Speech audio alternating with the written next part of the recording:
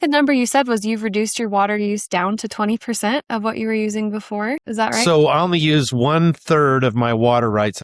The other is now sent to the Great Salt Lake. And that's just what's nice about this drip irrigation is it really does consume a lot less water. And we're just using the laws of nature to water and pressurize and run all that. We have that pump you saw down at Pumpkin Field, but because that's lower level, but everything is just ran through engineering and, God's laws. So it's kind of cool how all that works. Yeah, I mean, we don't use any electricity to water the majority of our fields. It's all gravity fed because of the canal being high and on the hillside that we're on.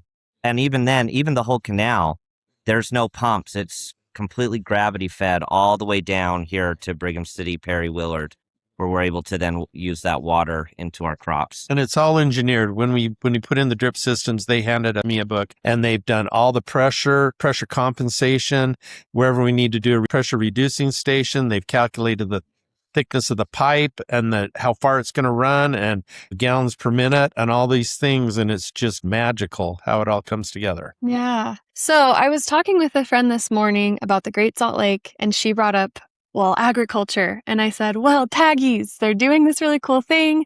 And so we had the conversation of, okay, if we know that this can be done, why aren't more farmers doing it? And I told her, you talked about just how much work it is, and not just physical labor, but also you kind of had to figure out how to make it all work. So I'm just curious to hear more about that process of implementation and why haven't more farmers done it, and how could we make it so other farmers? Well, it's changing a lot. It's happening.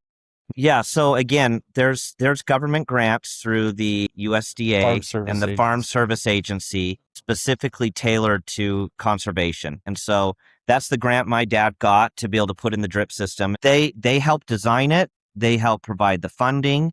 And then it really is just implementation. The funding is on a need basis. You do have to apply. But then once you get that funding, they really do help you through the steps. But there's technical challenges that come out. I mean, we always, at the beginning of the season, we're fixing at least 3 to 4 or 5, maybe 6 pipes. We have to make sure everything is winterized well. There's a lot of know-how on your system that you have to learn about. Yeah, but it's all about based on needs. So they grade you on how much water you can save, and then they'll prioritize those farms. So here's how it kind of went down. I told Ralph Nelson, who's passed, Fred Barker, all these guys, I'm going to put in a drip irrigation system, and they shook their heads. And so I was the guinea pig.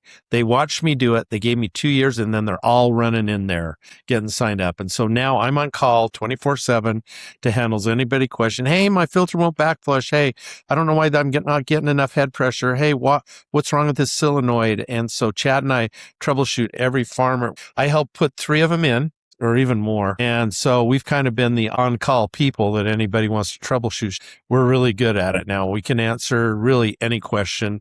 It's just a matter of troubleshooting and what's wrong. And so we're doing that a lot. Yeah. And that's the reason Chad got his farm. He just bought his first farm because the husband died and she was struggling to run her system. And it's a difficult system. We feel like it wasn't engineered quite right. Yeah.